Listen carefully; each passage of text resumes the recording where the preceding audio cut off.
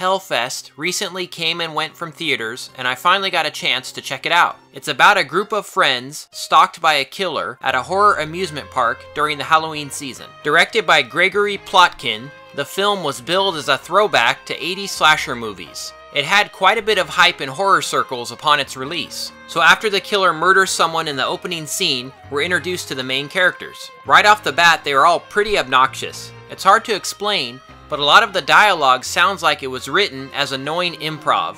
The actors all do a decent job, but the dialogue and their characters really got on my nerves at times. Maybe I'm just not hip enough to enjoy their witty dialogue. Damn millennials and their annoying banter. After the group arrives at Hellfest, the killer shows up and sets his sights on the lead, Natalie. There's no explanation who the killer is, and his face is never shown. This harkens back to one of my favorite 80s slasher movies, Final Exam. The killer in this movie just shows up, snatches up a mask, and starts stalking the group of friends.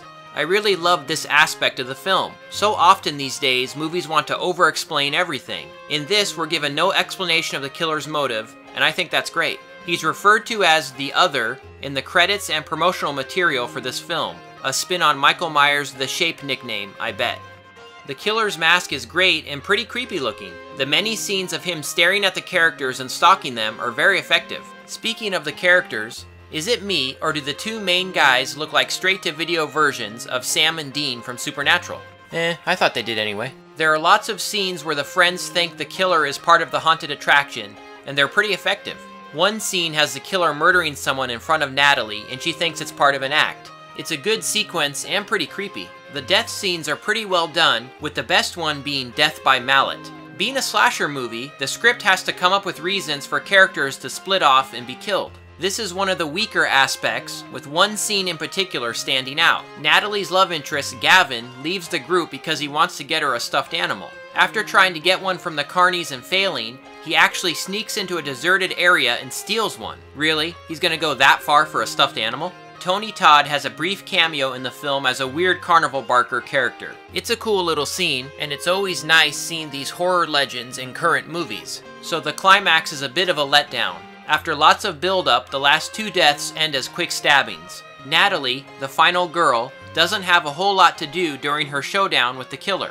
I would have liked to see a more prolonged chase and battle between the two characters. So it ends with her stabbing him in the stomach, where he falls to the ground and bleeds out. Well, of course, when the cops arrive, the killer is gone. That's fine, but it leads to a flaw at the end. So we cut to the killer arriving at his home. He opens a locked cupboard where he keeps different killing masks and mementos from his killing sprees. So far, so good. But then it cuts to him walking into his living room where a little girl is waiting. She runs up to him and hugs him, revealing that it's his daughter. This shows that he's a seemingly normal family man who spends his off hours murdering people. Again, good stuff. But what about his stab wound? He should be bleeding badly or dead, but he's suddenly fine. There should have been a scene with him removing a protective vest or something, but we didn't get that. Maybe I'm being picky, but it did take me out of the movie. In the end, I think Hellfest was a decent movie worth checking out. It was nicely directed by Gregory Plotkin and had a good score by Bear McCreary of Walking Dead fame. I didn't love it. I think my expectations were just a bit too high, but I did enjoy it. The amazing premise wasn't always executed as well as it could have been, but it still had some solid moments. There's actually been talk of a sequel, and I for one wouldn't mind that one bit. So what did you think of Hellfest? Let me know in the comments.